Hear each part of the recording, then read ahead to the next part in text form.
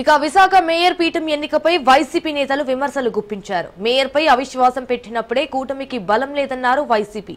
అయితే magic figure కోసం చంద్రబాబు కుళ్ళు రాజకీయాలకు చేశారన్నారు. ధర్మం న్యాయం అనే కూటమి నేతలకు చెప్పే లేదన్నారు. విశాఖ ప్రజలు విశ్వాసం గెలవలేదని చెప్పుకొచ్చారు.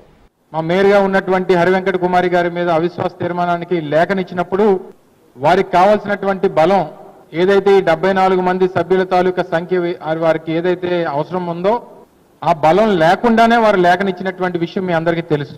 అంటే ఏ ఉద్దేశంతో మీరు ఆ రోజు లేఖనిచ్చారు? ఏదో రకంగా ప్రలోభ పెట్టో, బెదిరించో, భయపెట్టో, అవసరమైతే కిడ్నాప్ చేసో మా దగ్గర ఉన్నటువంటి సభ్యుల్ని లాక్కొని ఈ మ్యాజిక్ ఫిగర్ ని చేరుకునేటువంటి దానికి మేము ప్రయత్నం చేస్తామన్నటువంటి ఉద్దేశంతోనే మీరు చేసినట్టుగా కనబడతా ఉంది. ఎన్నిక ప్రక్రియ జరిగిన తర్వాత కొంతమంది పెద్ద మనుషులు మాట్లాడినటువంటి మాటలు చూసాం. ధర్మం గెలిచింది, న్యాయం గెలిచింది, ఇటువంటి మాటలు మీరు మాట్లాడేటువంటి దానికి అర్హత లేదు. మీకు పెద్ద పెద్ద మాటలు మాట్లాడి ధర్మం గురించి, న్యాయం గురించి మాట్లాడేటువంటి నైతిక హక్కు స్థానికంగా ఉన్నటువంటి కొంతమంది ప్రజాప్రతినిధులు, శాసనసభ్యులు, పార్లమెంట్ సభ్యులు మాట్లాడారు.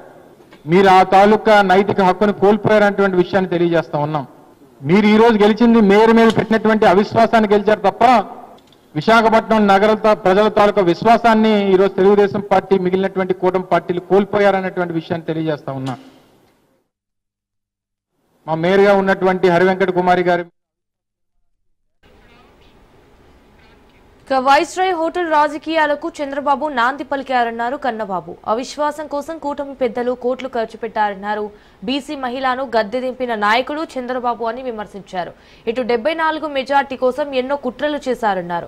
విప్ను దక్కించిన వారిపై చర్యలు తీసుకుంటామన్నారు.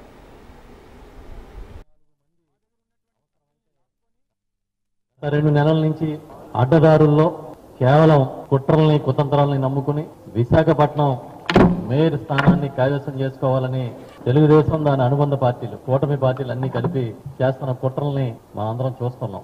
ఈరోజు ఈ అవిశ్వాస తీర్మానం 74 మంది అవసరమైతే 74 మంది సభ్యులతో మ్యాజిక్ ఫిగర్ ని చేరుకుని గెలుచుకోగలిగామని కూటమి సంబరం పడుతూ ఉంది. చావు బతుకుల మధ్య మ్యాజిక్ ఫిగర్ చేరుకున్నారు. ఇన్నాళ్ళకి అన్ని శక్తుల్ని మోహరింపజేసి, అన్ని కుట్రలకి తెరదీసి, విపరీతంగా డబ్బులు ఖర్చు పెట్టి విశాఖ మేయర్ స్థానాన్ని అవిశ్వాస తీర్మానంలో గెలుచుకునేందుకు కష్టపడ్డారు. విలువలు లేవు, విశ్వసనీయత లేదు.